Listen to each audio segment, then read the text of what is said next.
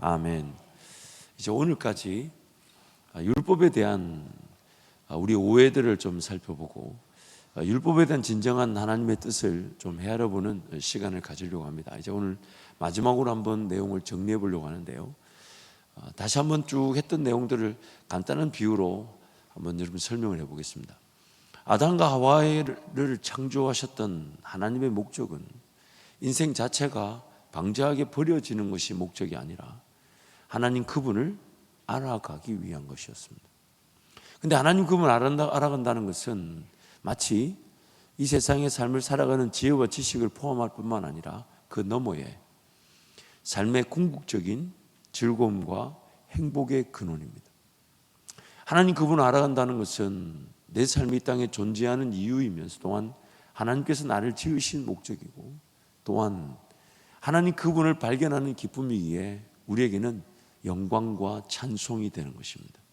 마치 깨끗한 그릇에 아담과 하와가 죄가 없던 시절에는 깨끗한 그릇에 주인의 쓰심에 합당한 그릇처럼 하나님의 그 내용물이 담겨지는데 마치 마셔야 될 그 잔이 가득 채워졌을 때의 그 기쁨처럼 내 잔이 넘칩니다라며 하나님의 아는 지식이 채워질 기회였죠. 그는 안타깝게도 죄로 말미암아 타락하게 되는 순간 그 깨끗한 그릇이 더러워지고 그리고 그 깨끗한 그릇 안에 담겨지지 말아야 될 것이 담겨져 있는 상태입니다. 태어나면서부터 우리는 죄로 말미암아 타락하여 배우지 않고도 살아가려고 합니다. 여러분, 너무 충격적인 것은 이미 인생이란 그릇 안에 뭔가 다른 지식, 방법 이런 것들이 담겨져 있고 유전적인 영향도 있겠지만 자라나면서 부모에게서 배우는 것은 하나님 그분 아는 지식은 전혀 없는 채 그냥 세상 살아가는 방식, 세상이 추구하는 것, 심지어 신앙생활 한다는 그 부모 아래서도 삶을 더 잘 살기 위한 하나님, 삶의 문제를 해결하기 위한 신앙, 믿음의 세계가 가르쳐지지 않는 거죠. 믿음의 세계가 가르쳐지지 않다 보니까 우리 자녀들이 우리의 은혜를 받는 한계를 넘어서지를 못합니다. 감사에 감사한 것은 하나님께서 신앙이 물려지지 않는 세대 중에서 하나님 구별해서 쓰시기도 하지만 또한 신앙이 없던 1세대들을 깨우쳐주셔가지고 그들을 통해 또한 신앙의 가문이 시작되게 하시고 근데 지나고 보니까 신앙이 물려져서 신앙이 지금까지 흘러왔다기보다는 아브라함과 같은 세대들을 일깨우셨기에 여기까지 우리가 오게 된 것을 우리 역사나 성경을 보면 알 수가 있습니다. 그래서 오늘 우리의 문제점은 뭐냐면 자기 부인, 자기 죽음, 자기 포기와 같은 즉 희생과 같은 내 안에 이미 배우지 않고도 살아갈 수 있다고 여기는 그래서 잘못된 지식, 세상의 어떤 유행, 오락, 습관, 세상을 살아내고자 세상에서 살아남기 위한 그 방식, 방법 그것들을 제거해야 됩니다. 그것들이 가득 차 있기 때문에 하나님께 기도할 마음이 없는 거예요. 즉 공간이 없는 거죠. 하나님의 지혜와 지식을 사모하여 필요로 하여서 담겨질 수 있는 그 공간이 없는 겁니다. 왜 찬양이 안 될까요? 세상 노래가 가득한 거죠. 왜 예배가 안 될까요? 이미 다른 걸 예배하고 있는 겁니다. 그걸 우상이라 그럽니다. 마치 뭘 조각 하나 깎아놓고 절하는 것만이 우상이 아니라 내가 왜 예배가 안 될까요? 왜 예배에 사모함이 없을까요? 이미 다른 걸 하나님처럼 여기고 숭배하고 따르고 얻고 즐기고자 하는 겁니다. 그래서 예배가 안 되는 거죠. 기도가 왜 안 될까요? 하나님의 뜻과 인도하심이 궁금하지 않은 겁니다. 그거 없이도 살아왔고 살아갈 거고 그러다가 문제가 생기고 어려움 생기면 하나님 날 포기하지 못하시니 날 도우시겠지 건지시겠지라는 그런 방자함으로 살기 때문에 기도 그 자체가 목숨 걸 일이 아닌 거예요. 기도 그 자체가 생명을 다할 일이 아닌 거예요. 기어이 당할 일을 당하고 나서야 기도하러 오지만 그 기도조차도 잘 쉽게 살아나지 않습니다. 그래서 이런 우리의 상태를 발견할 수 있도록 하나님이 은혜를 주셨는데 그 은혜가 뭐냐면 바로 성경이라고 지칭되는 율법입니다. 율법을 포함한 성경이라고 볼 수 있겠죠. 이 성경은 읽었기 때문에 예수를 믿는다고 말하지 않아요. 하나님이 선물로 믿음을 주셨기 때문에 이 성경을 대하게 되었고, 그 믿음이 이 성경을 보게 만들어서 이 성경을 믿어 하나님의 자녀가 되는 것이 아니라 우리는 하나님의 자녀이기 때문에 이 성경을 주셨다는 겁니다. 다시요, 제가 이 이야를 든 적이 있는데, 대학 학부를 다닐 때 철학과 과목을 하나 이렇게 선택 과목으로 들은 적이 있습니다. 근데 그 교수님이 제가 전도사라는 것에 너무 큰 깊은 인상을 받으셨는 모양이에요. 그 수업 시간만 되면 저를 좀 의식하는 것 같았어요. 그 철학과 그 신학의 어떤 대조, 관계, 성경을 벗어나서 철학을 얘기할 수 없다는 이런 관점에서, 그래도 어느 날 그 대구의 유명한 절에 주지스님을 이제 한 타임 초빙 강사로 해서 강의를 이제 듣겠다는 거예요. 그래서 이제 수업이 이제 그 절에서 그 주의 그 수업은 절에서 열린다는 거예요. 그래서 이제 철학 수업이니까 저도 갔죠. 갔더니 스님이 이렇게 다 이제 앉으시는데 교수님이 스님을 소개하면서 덧붙여서 말씀하시기를, 우리 수업을 듣는 학생들 중에 교회 전도사님이 계십니다. 이렇게 소개를 하는 거예요. 이렇게 소개를 하는데 이 스님이 앉았다가 벌떡 일어나신, 그렇다면 오늘 강의의 내용을 좀 바꿔야 되겠다면서 가서 책을 가지고 오셨는데, 뭘 가져오셨냐면 성경책을 들고 오셨어요. 그리고 이 스님이 하루에 성경을 50장씩 읽으시는데, 성경을 읽으려고 연구하다 보니까 원어로 성경을 볼 필요를 느껴서 세상에 구약은 히브리어로 읽고 신약은 헬라어로 읽고 계셨어요.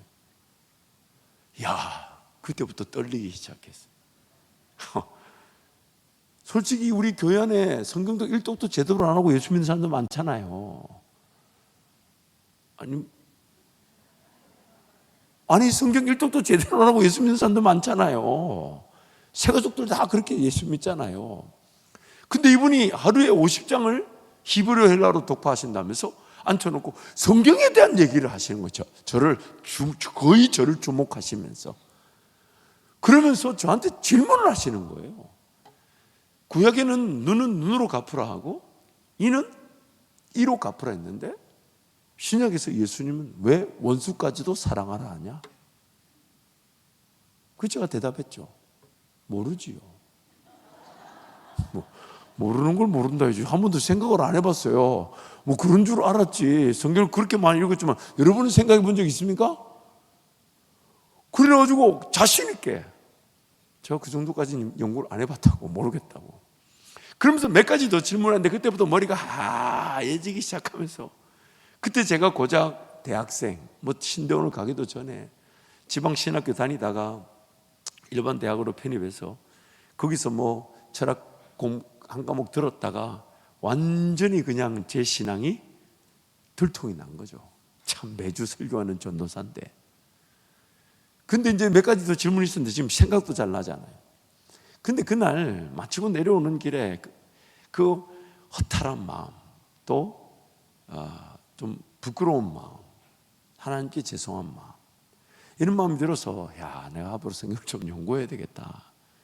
근데 그 바람에 이제 내려오자마자 연구했던 게 이제 눈은 눈으로 이는 이로 갚으라는 말씀이 있었지만, 예수의 원수를 사랑했다 하라는 것은, 그 구약의 말씀은 사회법, 즉 공동체를 구성해야 되기 때문에 피해자를 보호하기 위해서 그런 가해자에 대한 엄중한 처벌이 요구됐던 것이지만, 그러나 신약 시대에는 이미 그 사회법들이 다 갖추어져 있었기 때문에 그 갖추어진 법에서 이미 그것을 다 다루고 있기에 오히려 그리스도인들에게는 원수까지도 사랑하라는 예수의 말씀이 그 사회법을 넘어서는 하나님 나라 법으로 제시된 것이었죠. 아무튼 참 사람이 틀리고 나면 답을 찾게 돼 있어요. 그러니까 여러분, 제가 지금 이 얘기를 하는 게 뭐냐면 두 가지인데, 첫 번째는 그날 내려오면서 갑자기 하나님 저에게 은혜를 주셨어요. 그게 뭐냐, 어떤 은혜냐면 성경을 읽어서 믿는 게 아니라 하나님이 자녀들에게 믿음을 주셔서 읽게 하심으로 이 책의 목적대로 하나님의 자녀답게 빚어가시겠다는 거예요. 그때 이 정도까지 생각 못했지만 그래서 그때 은혜가 뭐였냐면, 야, 하루에 히브리어 헬라어로 50장씩 읽는데 예수를 못 만났다 하는데, 일독도 안 했는데 예수 믿는 게 은혜구나.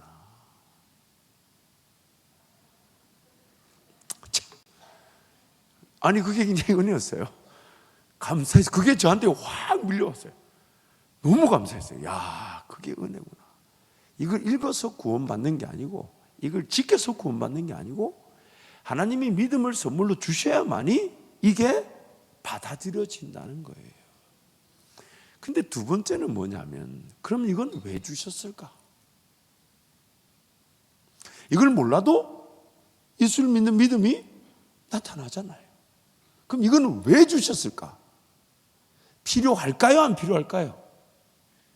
주셨다는 얘기는 반드시 있었어야 된다는 얘기인데, 오히려 우리 구원의 완성이 뭐냐면, 예수님이 십자가에 달려 죽으신 것 부활까지가 아니에요. 승천까지가 아니에요. 성령이 오셔야만 한다고 얘기하셨고, 성령이 오셔서 한 일이 뭐냐면 이 기록을 남겨놓으셨다는 거예요. 이 성경 말씀이 오히려 우리 구원의 완성인 거예요. 심지어 예수님도 이 땅에 오실 때 뭘로 오셨다고요? 말씀으로 오셨대요. 그럼 이 성경책이 분명히 이 땅에 존재한 이유가 있고, 이게 없이는 나타날 수 있는 은혜가 나타나지 않는다고 얘기를 해요. 그런데 여러분, 이 성경을 여러분 어떻게 대하고 계십니까? 이 성경과 우리의 신앙의 관계는 어떻게 설정되어 있습니까? 이 과연 궁금하십니까? 과연 이 말씀이 꿀송이처럼 답니까? 이 말씀 없이는 살아갈 수 없을 것처럼 그런 위기감을 느끼고 계십니까? 이걸 배우지 않는다면 과연 내 삶은, 하나님의 자녀로서의 내 삶은 어떤 형태를 취하게 되는 걸까요? 오늘 우리 신앙이 성장하지 못한 이유가 뭘까요? 오늘 베드로 말씀에 이렇게 얘기하죠. 우리가 성장하게 되는데, 왜? 다시 태어났으니까요. 거듭났다, 중생, 이 말은 시작점이란 얘기잖아요. 예수 그리스도를 믿고 하나님의 자녀가 된 거는 천국 가는 티켓 받은 거로 끝난 게 아니라 다시 시작하는 거라고요. 태어났대요. 성장한대요. 그래서 이렇게 말하죠. 예수 그리스도를 아는 지식에서 자라가라. 다른 말로 그리스도의 장성한 분량에까지 이르러야 된다. 성장해야 된다. 성숙해야 된다. 만약 그렇지 않으면 죄와 사망의 법을 벗어나지 못하는 죄인됨에 갇혀있게 된다. 그래서 이 율법, 이 말씀, 이 자체가 얼마나 소중한지를 지난 몇 주 동안, 거의 2달에 걸쳐서 살펴보고자 했던 것입니다. 그래서 오늘 여러 가지 방면의 각도에서 이 말씀에 대한 중요성이 인식이 필요하기에 지난주까지 그 방면을 정리했다면, 오늘은 또 새로운 총괄적인 어떤 전체적인 그림에서 다시 한번 정리를 해보겠습니다. 첫 번째, 율법은 우리의 범죄함으로 인하여 죄를 깨달을 수 있도록 더하여 주시는 애입니다. 즉, 율법이 아니면 죄를 깨달을 수가 없다는 겁니다. 그럼 죄를 깨달을 수 없는 문제는 어떤 문제를 또 이야기하게 되냐면, 나의 죄인됨과 그 죄를 모르면 죄에서 시달릴 뿐만 아니라 예수님의 십자가 사랑의 그 크기, 넓이, 높이, 깊이를 알 수가 없다는 거예요. 예수님의 십자가 사랑을 모르게 되면 또 어떤 문제가 발생하게 되냐면, 내가 살아가는 삶에서 하나님의 어떤 특별한 은혜, 인생이 좀 잘 되고 문제가 해결되고 어려움이 처리되는 그 은혜가 없이는 하나님을 못 만날 것처럼 착각한다는 겁니다. 하나님은 지금 우리한테 모든 걸 다 줬대요. 더 이상 아끼실 게 없었답니다. 다 주셨대. 자기 아들을 아끼지 아니하고 우리에게 주시니가 뭘 더 아끼실 게 있냐. 다 줬대요. 근데 과연 여러분 다 받은 것처럼 믿고 계십니까? 만약 다 받았다면 삶에서 오늘 우리의 예배가 이 정도 수준이 아닐 거예요. 하나님 나에게 모든 걸 다 주셨다면 나의 기도는 이 정도가 아닐 거예요. 내 기도 제목도 뭘 해결해 달라, 이게 안 되면 내 이걸 못한다, 주님 부르시는 줄 아는데 이거는 정리돼야 되고 이건 좀 처리되고 내 새끼들 좀 잘 살고 내 문제 처리되고 내 가정 좀 잘 살고 나면 주의 길 가겠다. 이런 일들이 일어난 이유가 뭡니까? 하나님이 안 믿어지는 거예요. 안 믿어지는 거예요. 하나님은 다 줬다고, 사랑할 수 있는 걸 다 사랑했다고, 주실 수 은혜를 다 주셨다고, 행하실 수 있는 일을 다 행하셨다 하시고 더 이상 우리를 위해 일하실 필요가 없다고, 다 이루었다고. 그러면 오늘 우리가 궁금해야 되는 게 뭐냐면, 나한테 지금 뭔가 더 이상의 은혜가 필요하지 않다는 거예요. 다 주셨대요. 그리고 그 은혜가 더 이상의 추가 은혜가 필요 없고 다 주신 은혜가 뭐냐면 예수 그리스도와 그의 십자가에 못 박히신 것, 그리고 그 예수님과 그의 십자가에 못 박히신 그 사랑의 깊이가 날마다 새롭고 날마다 깊어지고 날마다 넓어지고, 그것이면 충분하다는 거예요. 자신의 죄인됨이 안 믿어지니까 예수님의 그 십자가 사랑이 안 믿어지는 거예요. 예수님의 십자가 사랑이 안 믿어지니까 삶에 해결해야 될 문제, 처리해야 될 문제, 인생의 문제, 자식의 문제를 문제로 여기는 겁니다. 물론 그 과정을 무시하자는 건 아닙니다. 그러나 우리 기도 제목 이렇게 돼야 되죠.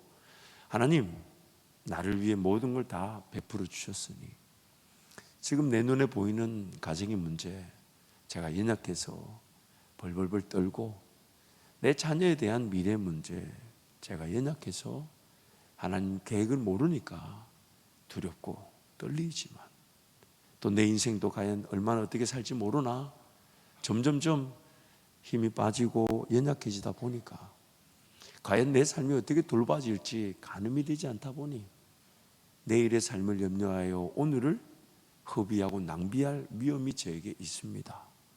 그런데 하나님, 저에게 은혜를 주셔서 지금도 저와 함께 하시는 그 임마누엘의 하나님을 기대하게 하시고 만나게 하시고, 그 하나님이 나를 만져주실 때 만족이 있고 그 하나님 나와 함께 하심이 믿어질 때 평안이 있는 거니까, 오늘 우리가 바라야 될 것은 어떤 피상적이고 수박 겉핥기식의 문제 해결의 은혜가 아니라 예수님을 더 알고 예수님을 더 사모하고 예수님을 더 의지하고 예수 따르고자 하고 예수 의지하고자 하고, 이 아멘이 안 나오는 자체가 굉장한 재성인 거예요.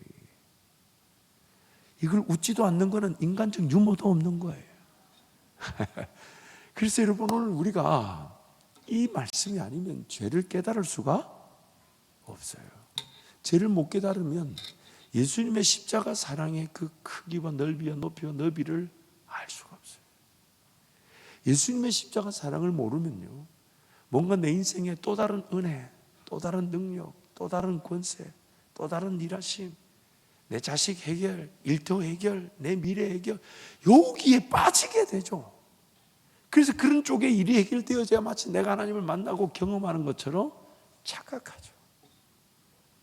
물론 신앙이 이제 막 시작되는 그 아이와 같은 어른들에게서 그 과정을 어떤 하나님을 좀 더 배우고 알아갈 수 있는 기다림의 시간 속에 그 삶의 여정이 그렇게 두려움과 염려, 근심, 걱정으로 보내질 수밖에 없어요. 우리가 연약하니까. 그러나 오늘 우리 인생의 목표가 뭐가 돼야 돼요? 목표가. 뭐가 제일 소중해야 됩니까? 뭐가 제일 긴급해야 되나요? 뭐가 제일 갈급해야 되나요? 뭐가 제일 우선적이어야 되나요? 뭐가 반석과 같은 내 인생의 토대가 되어야 됩니까? 뭐가 시작이 되어야 됩니까? 뭐가 기초가 되어야 됩니까? 어디서부터 하나님은 다시 시작하자 하실까요? 그래서 저는 이 인생을 둘 중에 하나라고 표현하고 싶어요. 이 십자가 사건을 놓고 볼 때 하나님의 자녀임에도 불구하고 자기 죄인됨을 몰라 예수님의 십자가 사랑이 잘 안 믿어진 성도의 삶이 겪을 수밖에 없는 인생길을 겪어가면서 기어이 그 인생의 끝에 예수님의 십자가 사랑이면 충분한 줄 몰라서 벌벌 떨었던 자기 자신을 발견하게 되든지, 아니면 하나님 말씀을 통해 예수님의 십자가 사랑이 믿어져서 그것이면 충분한 줄 알아. 뭘 살고자 함이 아니라 예수님 바라보고자 한 것이 전부고, 예수님이 기다리는 게 전부고, 예수님 어디 가자 하시면 가고, 그리 아니하시면 난 이 자리에서 예수님을 즐거워하고 기뻐하는 예배자로 살겠다는 그 둘 중에 하나입니다. 그래서 제가 구약의 인물들을 소개했잖아요. 진정한 예배자, 즉 자기를 완전히 죽이고 자기를 완전히 부인하고 자기 자신의 모든 것들이 다 하나님 앞에 드려지는 향기로운 예물처럼 희생 제물과 같은 참된 예배자가 되는 순간 그 인생의 스토리는 더 이상 등장하지 않습니다. 그의 모든 행사가 다 형통하는 겁니다. 왜? 예배자로 사니까.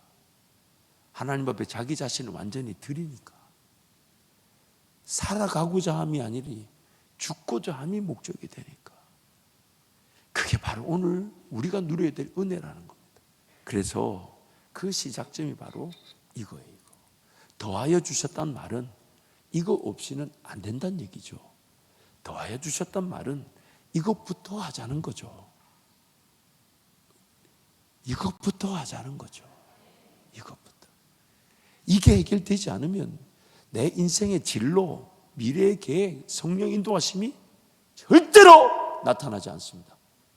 그런데 종종 나타나서 성령의 음성인 줄 알고 마귀의 소리, 자기 욕심의 소리에 끌려가죠. 분별이 안 되는 거예요. 분별이. 이 기록된 말씀이 배제된 채 나한테 어떤 말씀을 주실 수 있을까요?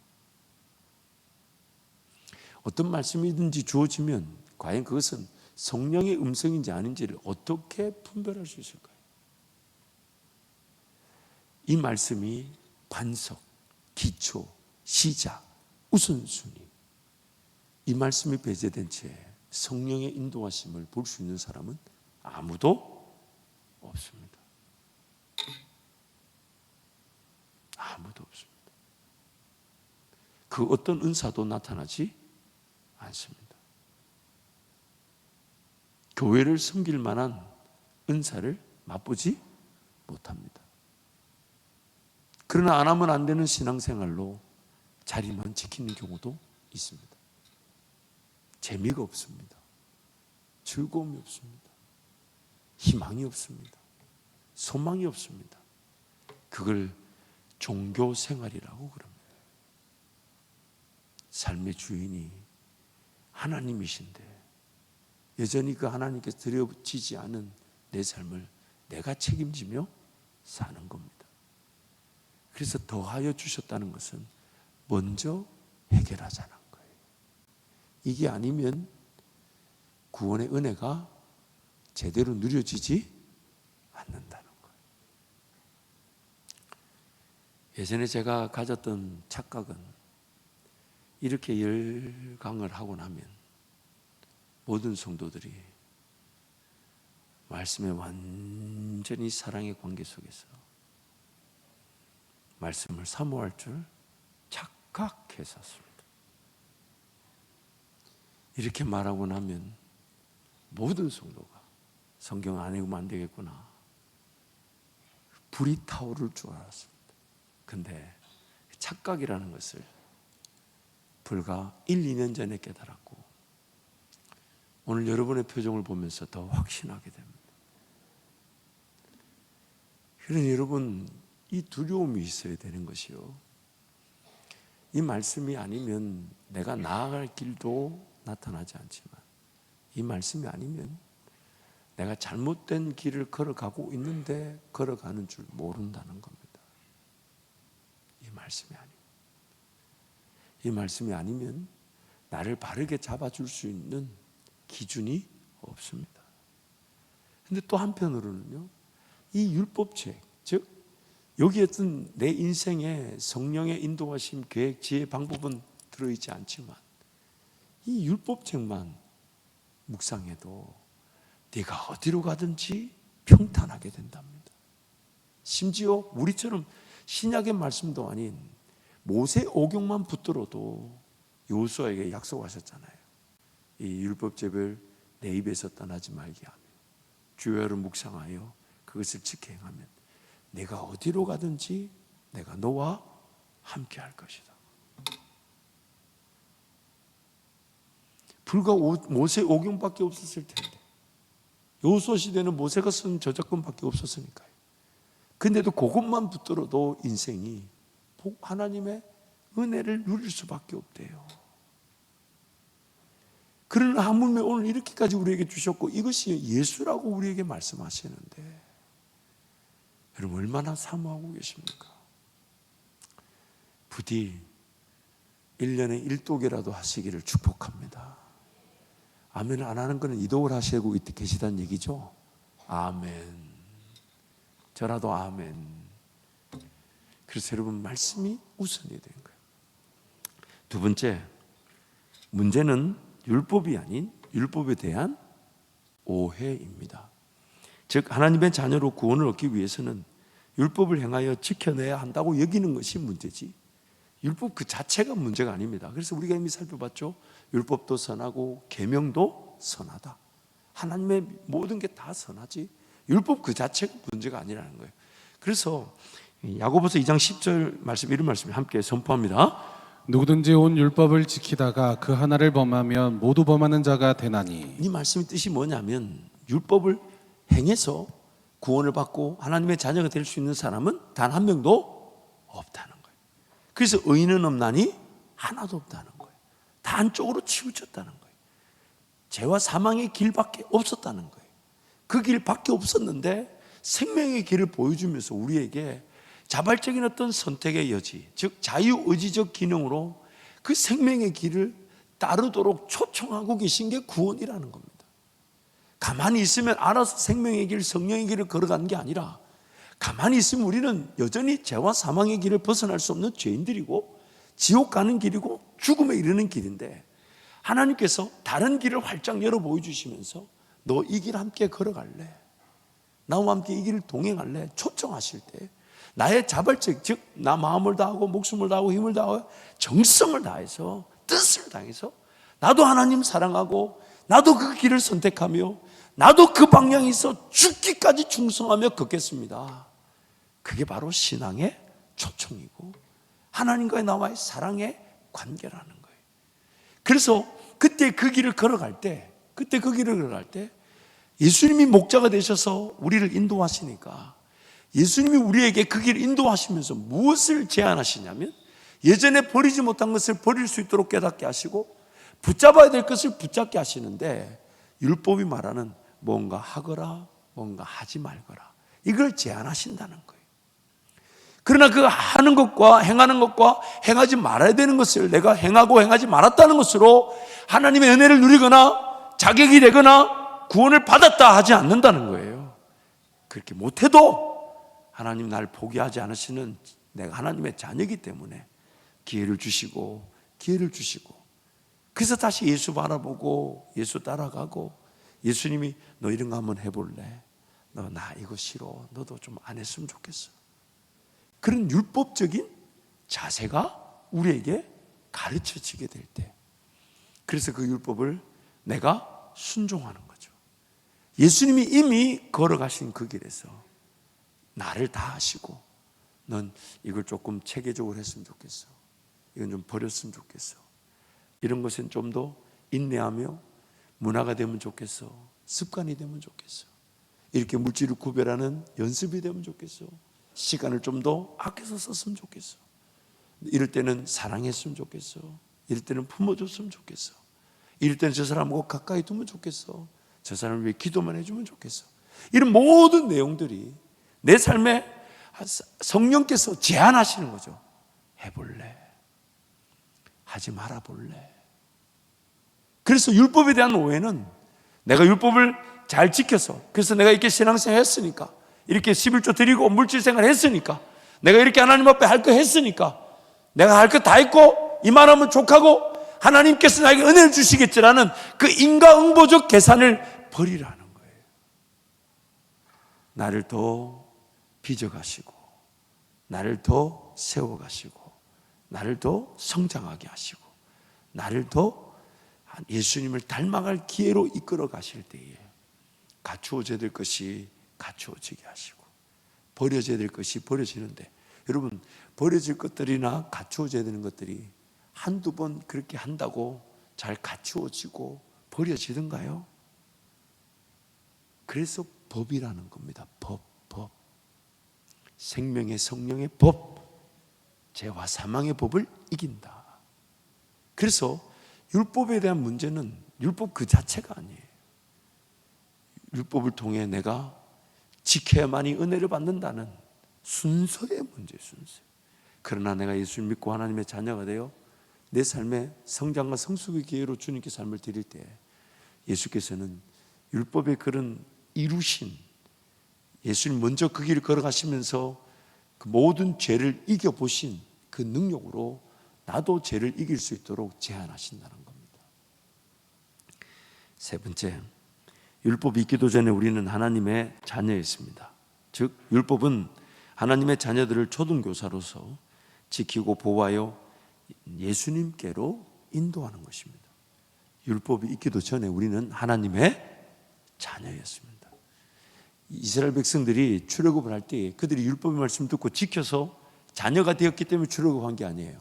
하나님께서 때가 되어 그냥 일방적으로 여전히 믿지 못하고 하나님 누군지도 모르는데 모세를 세워서 출애굽시켜 놓고 이제 그들에게 율법을 주신 것은 그들이 하나님의 자녀답게 회복되어져 하나님을 맛볼 수 있도록 하기 위한 기준으로서 우리의 영적 형편을 깨닫도록 율법을 주신 것이지, 율법 그 자체를 우리가 지켜야만이 사는 게 아닙니다.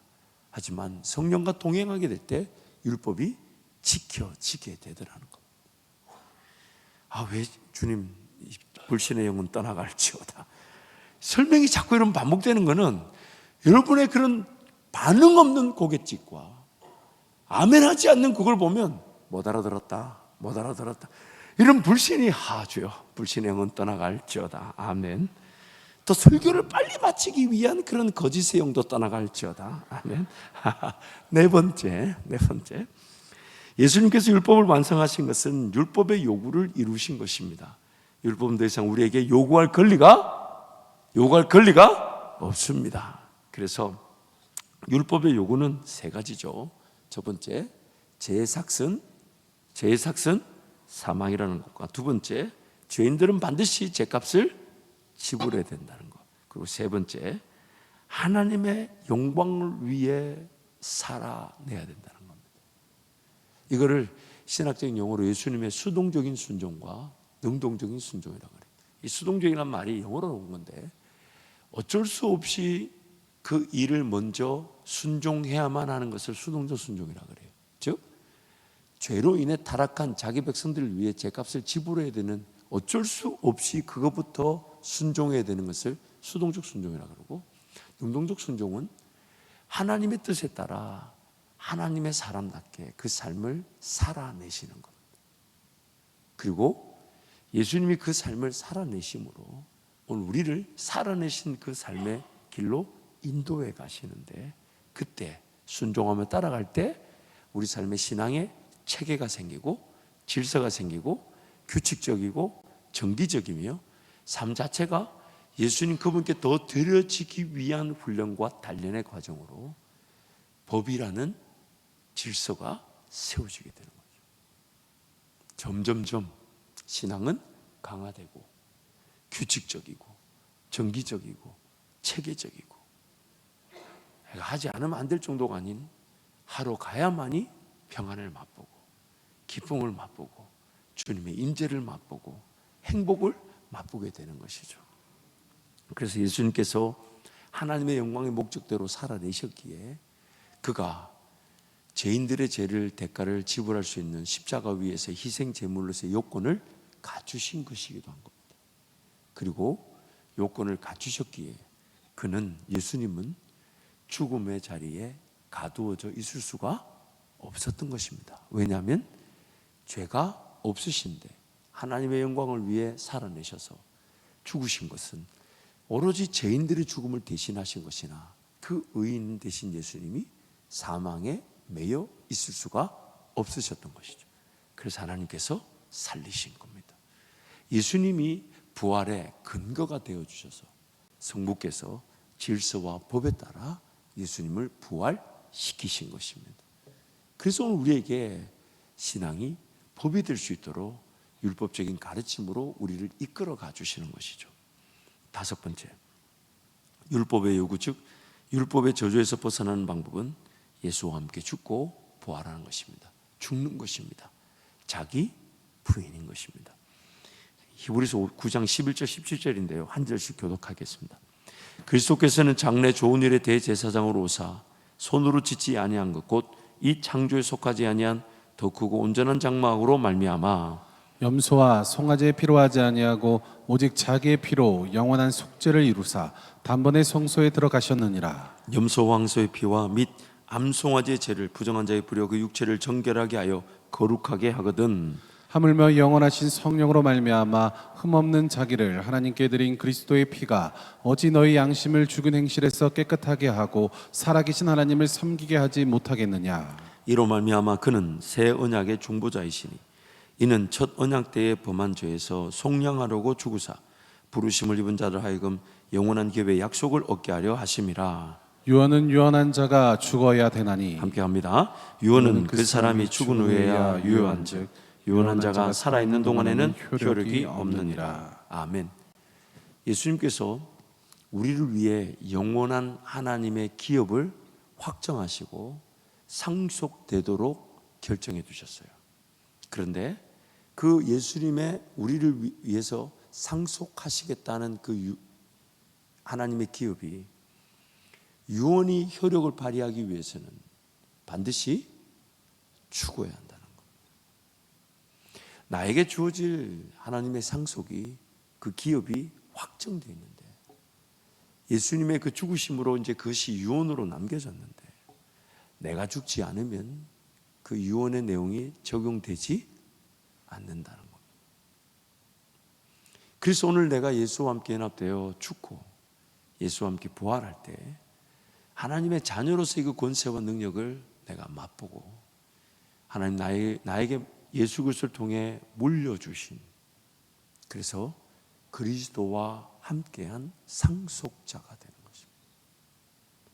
내가 죽지 않으면 나에게 물려진 유언의 내용이, 유언의 재산이, 유언의 상속이 효과를 발휘하지 않는다는 것. 그래서 예수와 함께 죽을 때 예수의 상속된 재산이 나의 것이 되는 거예요. 그래서 요한계시록 14장 4절에서 5절 함께 선포합니다. 이 사람들은 여자와 더불어 더럽히지 아니하고 순결한 자라. 어린 양이 어디로 인도하든지 따라가는 자며 사람 가운데서 속량함을 받아 천익음 열매로 하나님과 어린 양에게 속한 자들이니 그 입에 거짓말이 없고 흠이 없는 자이더라. 그래서 예수와 함께 죽고 부활하는 것을 성경이 이렇게 표현합니다. 어린 양 되신 예수님이 어디로 가든지 그 길을 따른다. 그래서 예수님이 목자가 되신다. 예수님이 길이 되신다. 그 길을 인도하시는 진리가 되신다. 그리고 그 길을 걸어갈 에너지, 즉 생명력이 되신다. 길이요 진리요 생명이다. 그래서 내 인생의 모든 결정, 선택, 자세는 어린 양 되신 예수님, 목자 되신 예수님, 말씀이신 예수님이 가르쳐 주실 때, 생각나게 하실 때 내가 그걸 듣고자 하며 그 일에 순종하며 걸어가는 것, 그때 나의 모든 것들이 죽어지게 되는 겁니다. 삶의 방식, 계획, 지식, 경험, 생각, 내 모든 삶의 모든 것들이 포기 되어지는 거죠. 어린 양 되신 예수님이 부르셨다는 그 하나 이유로 그 길 따라가는 거예요. 그래서 예수님 따라갈 때 나는 자기가 부인되어지고 자기가 죽게 되고 그리고 예수님과 하나가 되는 거죠. 왜요? 뭐든지 말씀하시면 뭐든지 듣고 뭐든지 순종하고 그것에 대해 반응하고자 하고 그것을 기다리고 그것을 사모하고 그것이 인생의 목적이 되고 목표가 되고 방향이 되고 자세가 되고 전부가 되니까 예수와 함께 죽고 부활하는 것이죠. 여섯 번째, 율법이라 지칭함은 자발적 사랑의 관계 속에서의 구속력을 갖춘 삶의 기준을 뜻합니다. 내가 따르고 지킨 법이 나를 지킵니다. 로마서 8장 1절 2절 힘차게 선포합니다. 그러므로 이제 그리스도 예수 안에 있는 자에게는 결코 정죄함이 없나니 이는 그리스도 예수 안에 있는 생명의 성령의 법이 죄와 사망의 법에서 너를 해방하였음이라. 아멘. 그래서 일곱 번째, 예수님을 따를 수 있도록 말씀이 되어 우리 가운데 오셨습니다. 말씀이신 예수님은 율법의 요구를 완성시켜 율법을 행할 능력을 우리에게 주십니다. 그래서 오늘 본문 한 번 더 야고보서 말씀 함께 선포합니다. 그러므로 모든 더러운 것과 넘치는 악을 내버리고 너희 영혼을 능히 구원할 바 마음에 심어진 말씀을 온유함으로 받으라. 너희는 말씀을 행하는 자가 되고 듣기만 하여 자신을 속이는 자가 되지 말라. 누구든지 말씀을 듣고 행하지 아니하면 그는 거울로 자기의 생긴 얼굴을 보는 사람과 같아서 제 자신을 보고 가서 그 모습이 어떠했는지를 곧 잃어버리거니와 자유롭게 하는 온전한 율법을 들여다보고 있는 자는 듣고 잊어버리는 자가 아니요 실천하는 자니 이 사람은 그 행하는 일에 복을 받으리라. 누구든지 스스로 경건하다 생각하며 자기 어를 재갈 물리지 아니하고 자기 마음을 속이면 이 사람의 경건은 헛것이라. 하나님 아버지 앞에서 정결하고 더러움이 없는 경건은 곧 고아와 과부를 그 환난 중에 돌보고 또 자기를 지켜 새 속에 물들지 아니하는 그것이니라. 아멘. 자유롭게 하는 온전한 율법, 그것을 들여다보는 게 은혜죠. 고린도전서 10장 말씀에 너희는 이스라엘 백성들처럼 하나님을 원망하고 시험하고 불평하다가 그렇게 죽음에 처하지 마라. 그래서 그들이 얘기를 우리에게 뭐라고 얘기하시냐면 본보기로 삼으라. 거울로 보듯이 그들의 얘기를 보고 나의 얘기를 보는 것처럼 그 이스라엘 백성들의 얘기를 보라고 말씀하시죠. 그래서 하나님께서 율법의 말씀을 주셨어요. 마치 나의 어떤 형편이 어떤지를 모르는 죄인됨이 그 거울이라는 율법 앞에 섰을 때 나의 죄인됨이 발견되어지죠. 이스라엘 백성들의 이야기가 오늘 나의 얘기라는 거예요. 그걸 보면서 우리가 할 수 있는 일은 예수님께로 나아가는 거죠. 예수님도 찾는 거죠. 예수님도 의지하는 거죠. 이 죄인됨으로 살면 살수록 더 죄가 가중될 것이니까.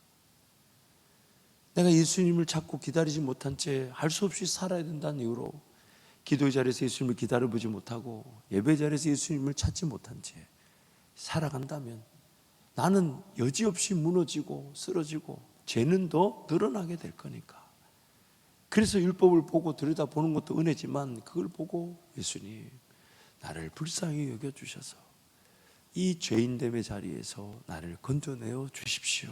왜냐하면 예수님이 그 이름의 뜻이 뭡니까? 자기 백성을 저들의 죄에서 건져내어 주실 자라고. 그때 예수님이 우리가 전혀 모르는 믿음의 세계의 길로 인도하시죠. 이거부터 해볼래? 이렇게 순종해 볼래? 이렇게 행해 볼래? 이렇게 기도해 볼래? 이렇게 꿈을 꿔볼래? 그래, 너 문제 아는데 너 이거부터 한번 해볼래? 너의 그런 지금 너를 붙들고 있는 그 인생의 문제가 너를 짓누르고 있는 건 나도 아는데 너 이거부터 해볼래?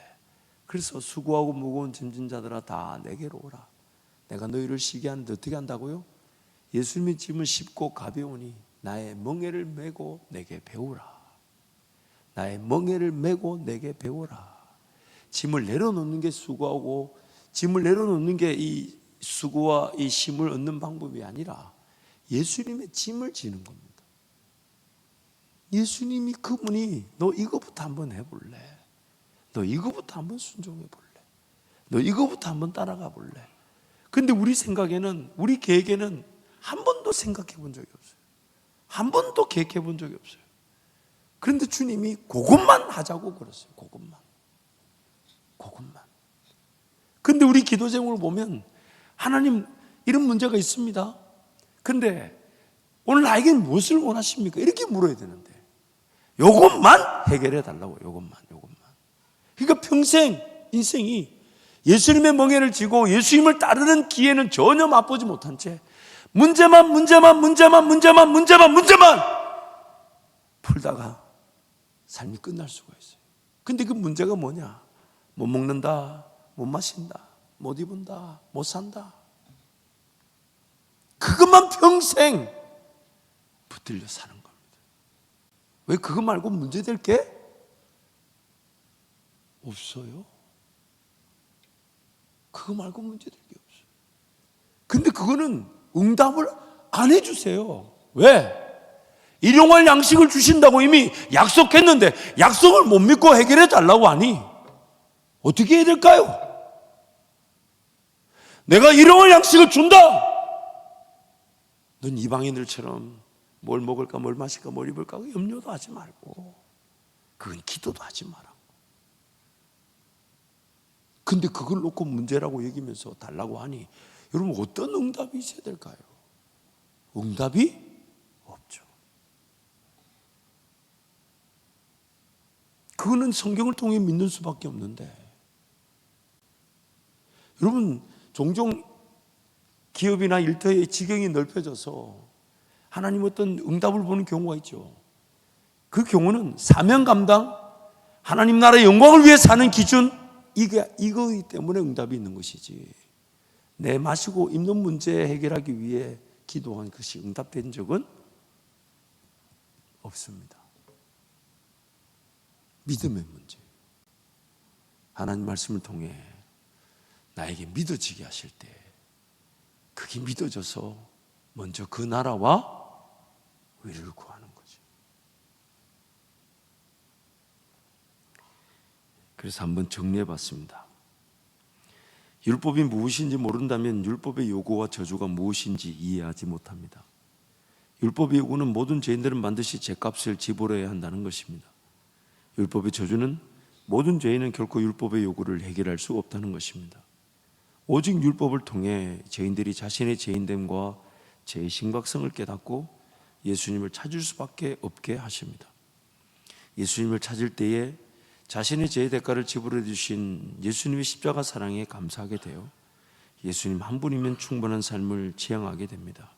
오직 예수님만을 따르게 되는 것입니다. 아멘. 아멘. 오늘 저는 이 분위기를 원했던 것이 아닌데 여러분 굉장히 무거워졌어요. 그러나 여러분 정말 우리가 찔러 쪼개움을 당하더라도 치료되어져야 되지 않겠습니까? 회복되어져야 되지 않겠습니까? 단 하루를 얼마나 어떻게 살지 모르지만 단 하루를 살더라도 예수 그분 따르는 즐거움으로 살아야 사는 것이지 다른 건 아무 의미가 없습니다. 즐거움이 없어요. 행복이 없어요. 기쁨이 없어요. 내 사명의 길이 없어요. 은사의 길이 없어요. 땅만 쳐다보게 돼요. 하늘 한번 보지 못하게 돼요. 예수님 그분에 대한 감격이 없어요. 감사가 없어요. 왜 찬양하나 싶어요. 왜 기도하나 싶어요. 그래도 안 하면 지옥 갈까 봐 하기라도 해야 돼요. 이 신앙만큼 무거운 게 어디 있습니까? 신앙만큼 즐거운 게 어디 있습니까? 사랑하는 성도 여러분, 예수 안에 참된 행복이 있습니다. 예수 안에 참된 기쁨이 있습니다. 예수 안에만 평안이 있습니다. 예수 안에만 즐거움이 있습니다. 예수님만 나를 행복하게 만드실 수가 있어요. 보지 못한 세계를 보는 순간 가슴이 뛰기 시작해.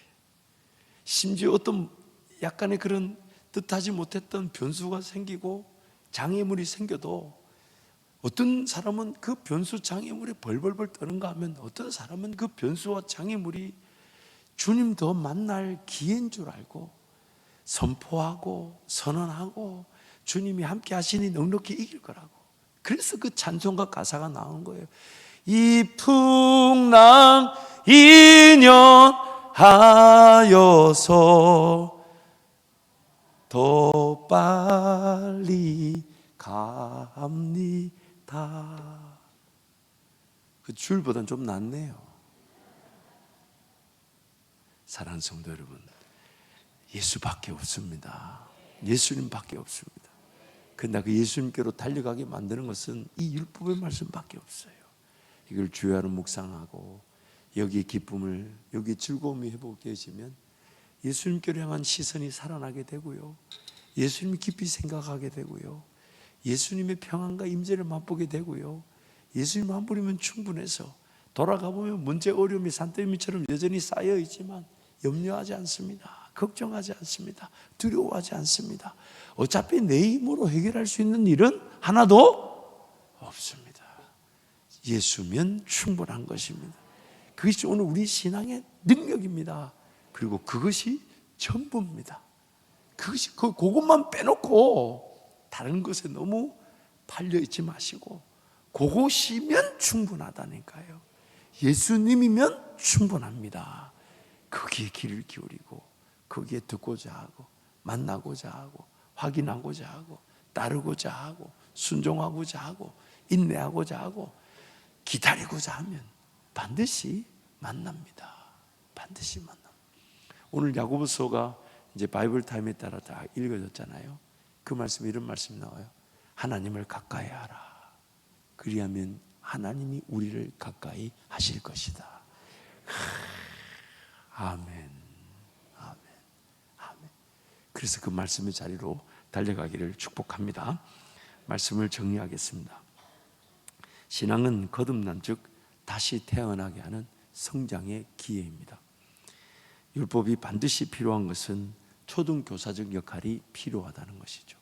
그런데 이 초등교사적 역할이라는 것은 가르침이 필요한데, 그러나 너무 안타까운 것은 어린 아이들도 아이지만 이 어른이 되어버린 신앙적 아이들이 문제라는 것이죠. 여러분, 상담학에서 가장 큰 원인 중에 하나, 사람을 괴롭히는 원인 중에 하나가 뭐냐면 어른 아이잖아요. 옛날에 상처에 갇혀 있고 옛날에 생각에 갇혀 있고 그 생각이 아이와 같아서 몸은 커버렸는데 아이의 수준에 있다 보니 그런 어른처럼 대하는 관계가 다 깨어지고 힘들어지는 거죠. 그런데 이 신앙의 성장의 과정에서의 가장 큰 문제가 바로 그것이죠. 예수를 믿고 하나님의 자녀가 되었지만 몸은 어른으로 커버렸는데 이제 다시 젖을 먹고 성장해야 될 그 시간이, 과정이 필요합니다. 그 과정을 놓친다는 거죠.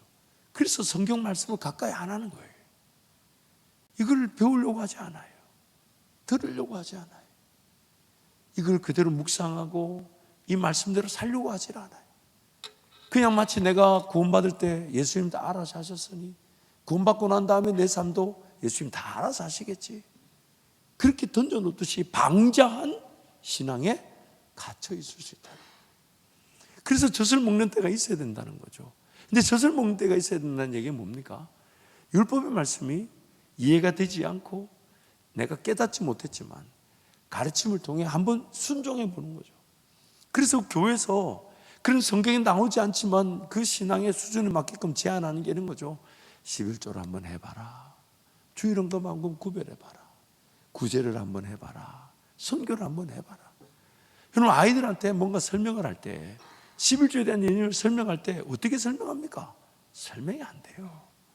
단지 그 아이들한테 용돈을 주는 사랑을 통해 그 아이들한테 그 사랑이 그냥 무조건 순종하게 하는 관계가 되는 거죠. 그래서 사랑의 관계가 필요한 겁니다. 우리 주변의 성도들을 사랑하고 그들을 섬겨주고 이끌어줘서 뭔가 신앙이 이해가 되지 않지만 저분이 한번 해보라 하니까, 저분이 한번 이렇게 해보라 하니까, 여러분, 이 과정 없이 성장하는 성도는 아무도 없습니다. 사랑의 관계 속에서 진리의 말씀이 가르쳐져야 돼요. 그런데 교회 안에 더 큰 문제가 뭐냐면 사랑이 없이 율법적 가르침이 강조된 경우 상처가 되죠. 그래서 신앙을 떠나는 자식들이 왜 신앙을 떠나냐면 사랑이 없는 신앙 때문입니다. 왜 해야 되지도 모르겠는데 부모는 자꾸만 윽박지르고 주일날 교회 가야 되니 말아야 되니, 막 성경을 읽어야 되니 말아야 되니, 기도해야 되니 말아야 되니, 이게 상처가 되는 거예요. 물론 가르침이 없이는 성장할 수가 없어요. 방자해지죠. 나태해지죠. 게을러지죠. 하지만 사랑이 우선이에요. 사랑을 할 때 그 사랑의 목적이 있다는 거예요. 그게 뭐냐면 가르쳐 지키게 하는 거예요. 모든 족속으로 제자를 삼으라. 그 제자 관계가 뭡니까? 사랑의 관계자. 그러니까 여러분, 자녀와의 관계든 성도와의 관계든 신앙의 상태에 따라 먼저 사랑이 돼야 돼요. 자녀들이 신앙생활 잘하지 않는다 그러면 그 자녀는 지금 사랑이 필요한 거예요. 사랑으로 다가가서 어떻게든 그를 설득하고 위로해주고 격려해주고 뭘 맛있는 반찬을 해주고 그리고 기도를 해주고 기다려주고 인내하면서, 나중에 자식이든 혹은 신앙생활하지 않는 사람이 돌아올 때 예배당에 오게 되는 그 첫걸음이 어떻게 오게 됩니까? 진리에 대한 반응이 아니라 뭐에 대한 반응이라고요? 나를 위해 사랑해준 그 사람 때문에 한번 오는데 그 발걸음이 시작이 되게 하시지 않나요? 그러니 사랑이 필요하다고. 사랑해야 돼요. 사역자들 명심해야 돼요. 아무리 가르쳐진 은사가 기해도 사랑하지 않으면 내 가르침 앞에 단 한 명도 배우려고 오지 않습니다. 단 한 명도. 단 한 명도 아무리 가르치는 은사 탁월해도 내가 사랑하지 않으면 공동체가 형성이 될 수가 없습니다. 그래서 사랑하러 가야 되는 거예요. 기도해주고 다가가고 섬겨주고 베풀고 나누고 인내하고 계속해서. 그럴 때 하나님께서 반드시 그 사랑의 관계 속에서 씨앗이 뿌려지게 하시고 심겨지게 하시고 자라나 열매를 거두게 하실 때, 그래서 그 사랑 때문에 율법적인 가르침이 있는 거죠. 이렇게 한번 기도해봐라, 이렇게 한번 헌금해봐라, 이렇게 한번 줄 성수해봐라, 이렇게 한번 선교해봐라, 이렇게 한번 전도해봐라, 이렇게 먼저 하나님을 섬겨봐라, 이렇게 하면. 그런데 그 이해가 되지 않는 그것이 먼저 앞서간 그 선배가, 부모가 사랑의 관계 속에서 제안할 때 그것이 나에게 복이 되고 나의 신앙의 법이 될 때, 그리고 그 과정 속에서 한번 해봤더니 복이 되는 줄 알죠. 순종해 봤더니 기회가 되는 줄 알 때, 그도 누군가에게 막연한 가르침이 아닌 사랑의 가르침으로 제자 삼는 제자가 되는 것입니다. 제자 삼는 제자. 그래서 여러분, 이 율법의 말씀이 오늘 우리를 새롭게 하실 것인데, 율법이 마치 예수님 때문에 다 이루어진 것이냐 그렇게 던져지고 치부되지 그렇게 소용없는 것으로 치부하지 마시고, 이 말씀이 나를 살릴 것이다, 그리고 이 말씀대로 행할 수 있도록 도와주실 것이다. 그러나 이것을 행하고 안 했다는 것으로 하나님과 관계가 결정되는 게 아니다. 하나님 나를 포기하지 않으셔서 기회를 주시고 기회를 주실 텐데, 그 기회가 말씀이신 예수님을 따라가는 것, 말씀이신 예수님과 동행하는 것. 그래서 여러분, 이 율법인 하나님 말씀이 주요라 묵상되어지기를 축복합니다. 그것이 복 있는 사람입니다. 그 복으로 주님과 동행하는 우리 모두가 되기를 축복합니다.